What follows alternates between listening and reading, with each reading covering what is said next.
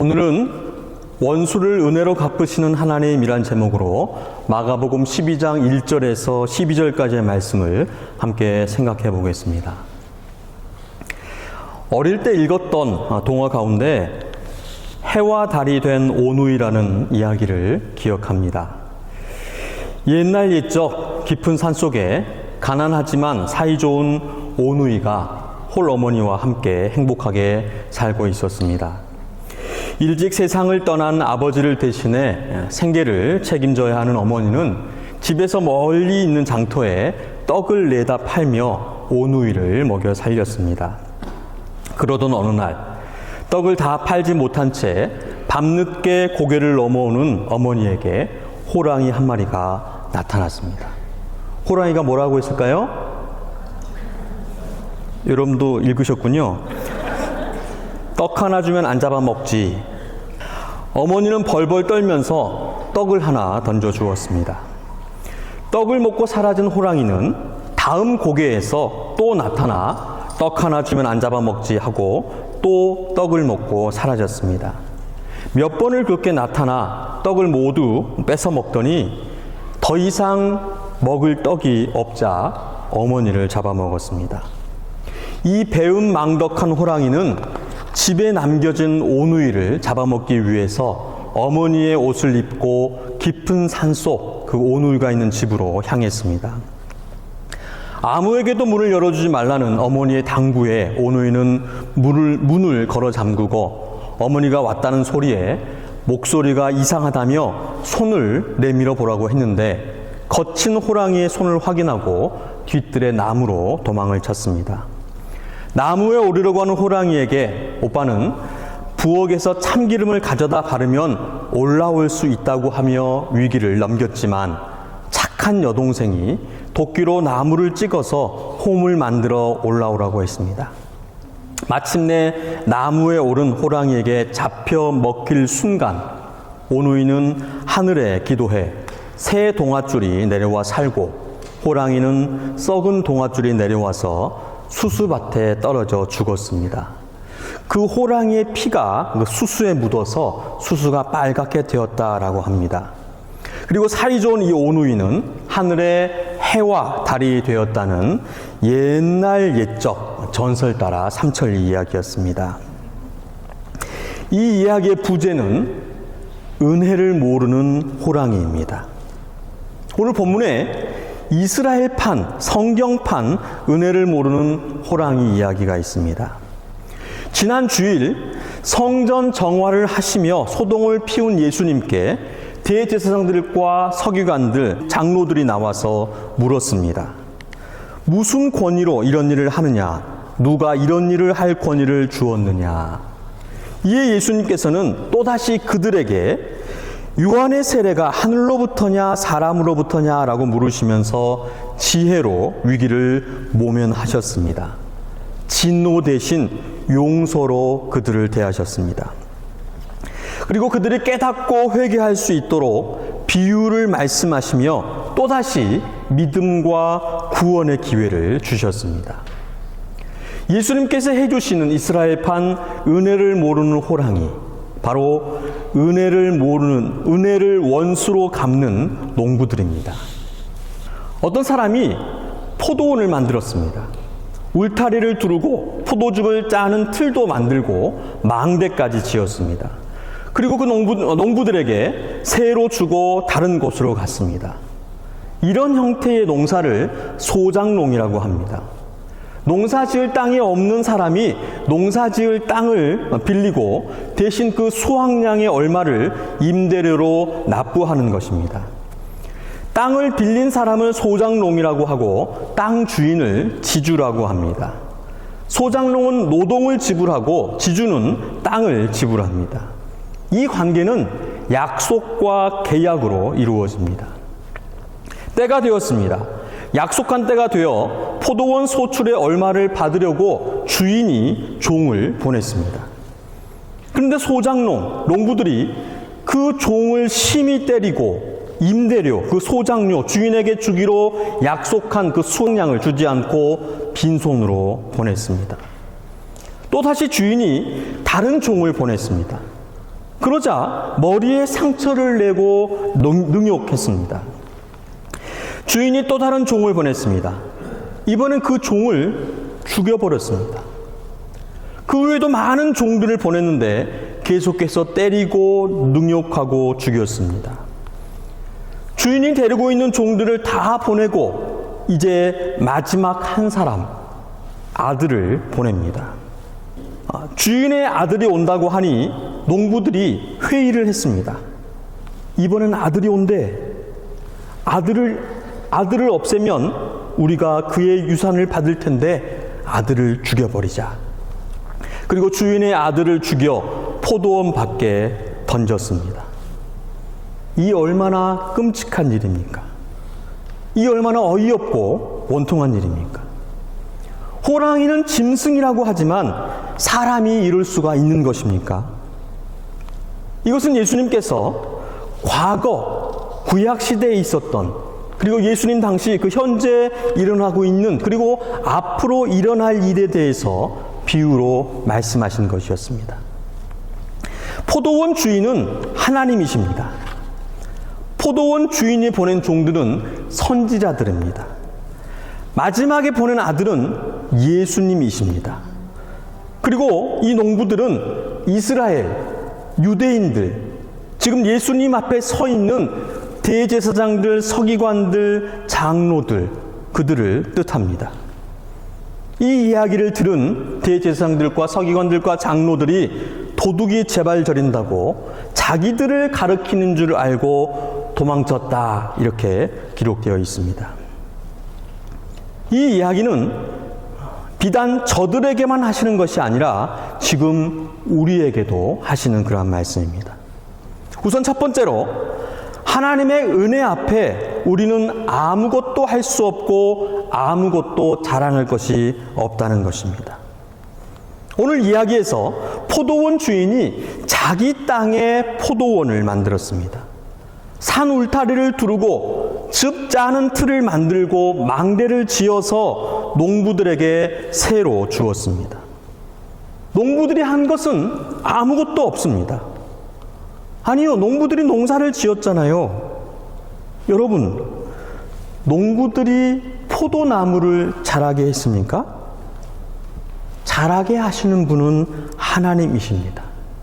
바울은 이것을 분명하게 이렇게 전했습니다. 그런즉 심는 이나 물 주는 이는 아무것도 아니로되 오직 자라게 하시는 이는 하나님 분이시니라. 천지 만물을 지으시고 창조하시고 다스리시는 하나님께서 온 우주 만물, 창조물들을 키우시고 자라게 하시는 그러한 분이심을, 심령과 사람들도 하나님께서 성장 성숙해지는 분이심을 분명히 말씀하고 있는 것입니다. 우리의 구원과 교회, 하나님 나라 모두 하나님께서 하시는 것입니다. 우리는 우리를 구원할 그 어떠한 능력도 지식도 없습니다. 전적으로 완전히 부패하고 타락해서 우리 안에, 우리 힘으로는 우리를 구원할 수가 없는 것입니다. 지난번에 구원의 확률이라는 제목으로 말씀을 전할 때에 우리의 구원의 확률은 무한대분의 1이라고 말씀을 드렸습니다. 여러분, 무한대분의 1이 얼마인지 아십니까? 무한대분의 1은 0, 제로입니다. 불가능하다는 말입니다. 우리가 구원받을 확률은 제로입니다. 다시 다른 표현으로 말씀드리면 0분의 1입니다. 완전히 부패하고 타락한, 무능력한 0, 제로 위에서 우리가 구원받을 수 있는 0분의 1은 불능입니다. 불가능하다는 말입니다. 이것을 가능하게 한 것이 바로 하나님의 은혜입니다. 사람으로는 할 수 없으되 하나님으로서는 다 하실 수 있는 것입니다. 그 은혜에 의하여 믿음으로 말미암아 구원을 받았습니다. 교회 또한 주님께서 세우셨습니다. 교회는 주님의 몸이며 주님께서 교회의 머리가 되신다라고 성경은 말씀합니다. 주님께서 사랑하시는 성도를 교회로 부르셔서 예비하시고 준비하신 은혜를 베푸십니다. 하나님의 소원을 두시고 그 사명을 이루게 하십니다. 이러한 사명을 이루도록 성령을 부어주시고 힘과 능력과 기회를 주셔서 하나님 나라를 세워가시는 것입니다. 우리가 지난 1월 한 달 동안 불렀던 그 찬양처럼 주가 일하고 계십니다. 날이 저물어 갈 때, 빈들에서 걸을 때, 내 힘으로 안 될 때, 빈손으로 걸을 때, 우리는 아무것도 할 수 없고 아무것도 가진 것이 없는 존재들입니다. 모두 주님의 것이며 주님께서 일하시고 주님께서 역사하고 계십니다. 포도원 농부들이 한 것이 뭐가 있습니까? 가진 것이 뭐가 있고 드린 것이 뭐가 있습니까? 모두 포도원 주인이 했고 모두 포도원 주인의 것이었습니다. 바로 모두 은혜임을 말씀합니다. 두 번째는 인내하시며 용서하시는 하나님입니다. 때가 되어서 포도원 소출의 얼마를 받으려고 한 종을 보낸 것, 그것은 아주 정당한 일이었습니다. 약속하고 계약한 것을 받으려고 보냈습니다. 그 이상의 착취나 부당한 이익을 얻으려고 한 것이 아니었습니다. 그런데 농부들은 포도원 주인과의 그 약속을 깨트리고 정당한 세의 지불을 하지 않고 탐욕으로 폭력과 악을 일삼았습니다. 심지어 살인까지 저질렀습니다. 여러분들이 포도원 주인이라면 어떻게 하시겠습니까?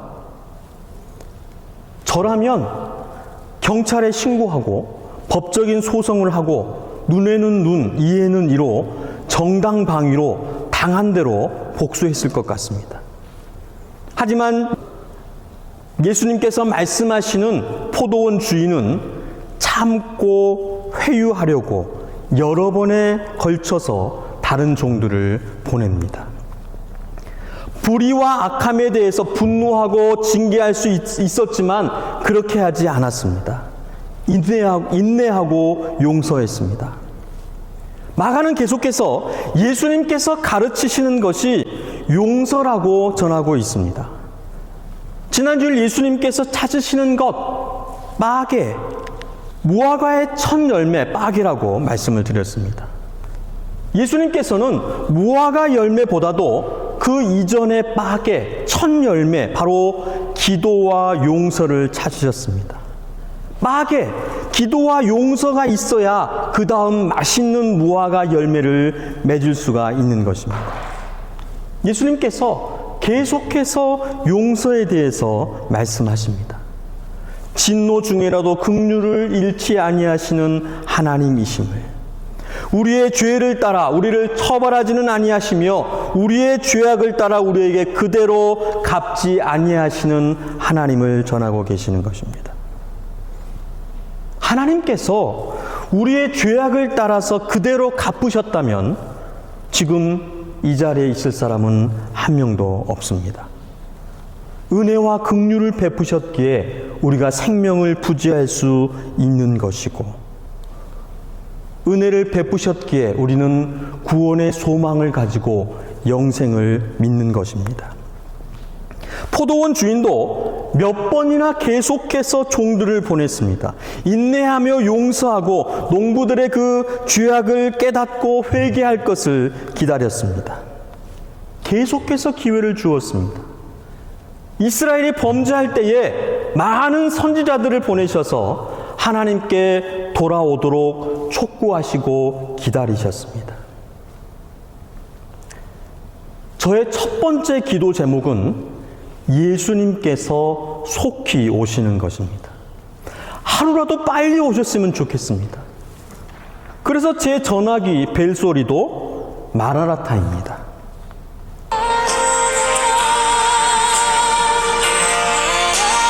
마라나타 주 예수여 어서 오시옵소서. 그런데 오시겠다 말씀하시고 2000년이 지나도 오시지 않으십니다. 왜 아직까지 오시지 않으시는 걸까요? 베드로 사도가 답해 줍니다.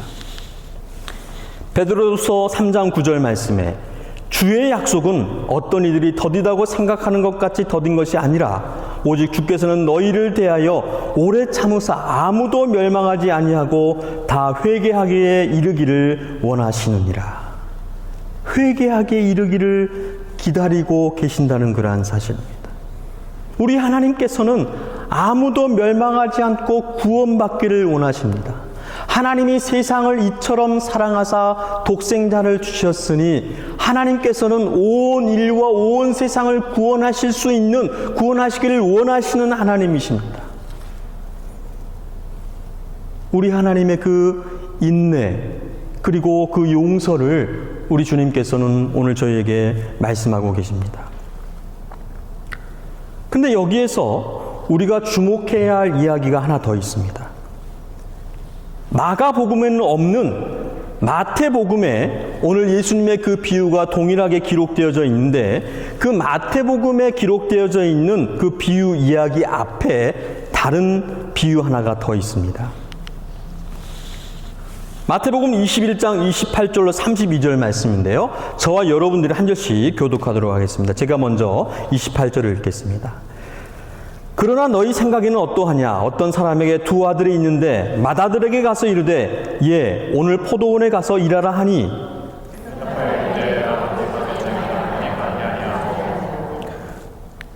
둘째 아들에게 가서 또 그와 같이 말하니 대답하여 이르되 실소이다 하였다가 그 후에 뉘우치고 갔으니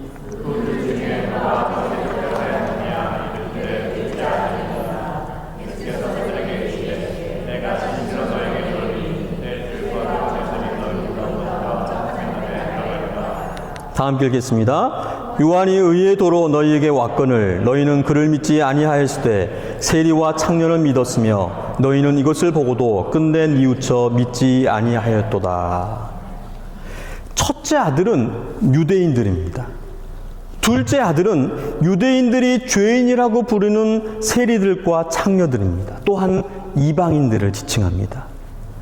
첫째는 가겠다고 말하고 가지 않았습니다. 둘째는 싫다고 했는데 그 후에 뉘우치고 갔습니다. 누가 아버지의 뜻대로 했습니까? 누가 아버지를 믿고 사랑으로 순종했습니까? 둘째입니다. 둘째가 먼저 하나님 나라에 들어가리라고 말씀하십니다. 먼저 믿었지만 거짓 믿음으로 불순종하는 자보다 나중에 믿었지만 참 믿음으로 순종하는 자들이 먼저 하나님 나라에 들어간다는 그러한 사실입니다. 당시의 첫째는 유대인들, 지금 예수님 앞에 서서 대적하는 대제사장들과 서기관들과 장로들이었습니다. 그렇다면 지금 이 시대의 첫째는 누구겠습니까? 실질적 무신론자들입니다. 입으로는 믿는다고 하지만 믿는 대로 살지 않는 무늬만 그리스도인인 사람들. 여러분, 세상은 하나님을, 예수님을 믿지 않습니다. 그래서 하나님의 뜻대로, 예수님의 말씀대로 살지 않는 것입니다. 그런데 그리스도인은 예수님을 믿는 사람들입니다. 그런데 예수님의 말씀대로 살지 않습니다. 어떤 사람이 더 옳고 진실합니까? 믿지 않기 때문에 믿지 않는 대로 사는 것과 믿는데 믿지 않는 것처럼 사는 것, 어떤 것이 더 악합니까? 우리는 어떤 아들이 되어야 하겠습니까?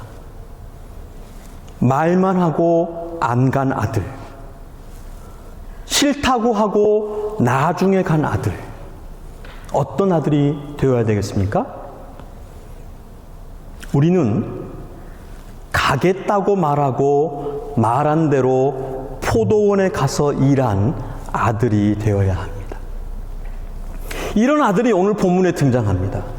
포도원 주인이 여러 다른 종들을 보내고 어떠한 소출을 받지 못하고 도리어 보낸 종들이 상하고 죽게 되자 최후로 마지막으로 아들을 보냅니다. 이제 한 사람이 남았으니 곧 그가 사랑하는 아들이라 최후로 이를 보내며, 이 표현은 아버지가 사랑하는 하나뿐인 외아들이라는 말입니다. 이제 보낼 사람이 한 명, 마지막 한 명 남았다는 것입니다. 하나님 아버지가 사랑하는 한 사람, 하나뿐인 아들이라는 말입니다. 지금까지 일련의 과정을 보면 이번에도 뻔했습니다. 악한 농부들이 아들을 죽일 것이 자명합니다. 아니나 다를까 예상했던 대로 그 농부들이 서로 말하되 이는 상속자니 자 죽이자, 그러면 그 유산이 우리 것이 되리라 하고 이에 잡아 죽여 포도원 밖에 내 던졌느니라. 지금까지 해온 악한 농부들의 그 행태를 보았을 때에 아들을 보낸 결과는 뻔했습니다. 하지만 아들은 아버지의 뜻에 순종하고 포도원 농장으로 향했습니다. 가겠다고 하고 그 말한 대로 포도원으로 간 아들입니다. 바로 하나님의 독생자 아들 예수 그리스도이십니다.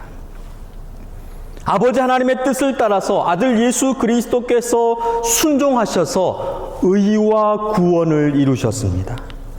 그런즉 한 범죄로 많은 사람이 정죄에 이른 것 같이 한 의로운 행위로 말미암아 많은 사람이 의롭다 하심을 받아 생명에 이르렀느니라. 한 사람이 순종하지 아니함으로 많은 사람이 죄 있는 것 같이 한 사람이 순종하심으로 많은 사람이 의인이 되리라. 바로 예수 그리스도께서 하신 포도원 주인의 마지막 남은 사랑하는 외아들이라는 사실입니다. 예수님께서는 이것을 시편 118편 다윗의 노래를 통해서 나타내셨습니다. 오늘 본문 10절 말씀인데요. 너희가 성경의 건축자들이 버린 돌이 모퉁이의 머릿돌이 되었나니, 건축자들이 버린 돌이 모퉁이의 머릿돌이 되었다고 말씀하십니다. 버려진 돌로 십자가의 죽임을 당했지만 부활의 첫 열매로 머릿돌이 되셨습니다. 여러분, 어떤 아들이 되시겠습니까? 말만 하고 안 간 아들이 되시겠습니까? 싫다고 하고 후에 뉘우치고 간 아들이 되시겠습니까? 예수님처럼 아버지의 뜻에 처음부터 순종하시는 여러분 되시기를 간절히 소원합니다. 우리를 구원하시려는 하나님의 그 구원의 부르심 앞에 망설임 없이 즉각 구원의 손길을 붙잡으시기를 바랍니다. 우리를 통하여서 세상을 구원하시려는 그 주님의 사명의 부르심 앞에 주저함 없이 아멘으로 순종하며 따르시기를 간절히 소원합니다. 마지막으로 오늘 본문에서 숨은 그림 하나를 찾아보겠습니다. 여러분, 오늘 본문에 포도원 주인의 음성이 담겨져 있는 구절이 있습니다. 어디일까요? 6절입니다. 6절을 다 함께 읽어보겠습니다. 이제 한 사람이 남았으니 곧 그가 사랑하는 아들이라 최후로 이를 보내며 이르되 내 아들은 존대하리라 하였더니, 포도원 주인이 한 말, 내 아들은 존대하리라. 개정 전 옛날 개역 성경은 내 아들은 공경하리라 라고 번역을 했습니다.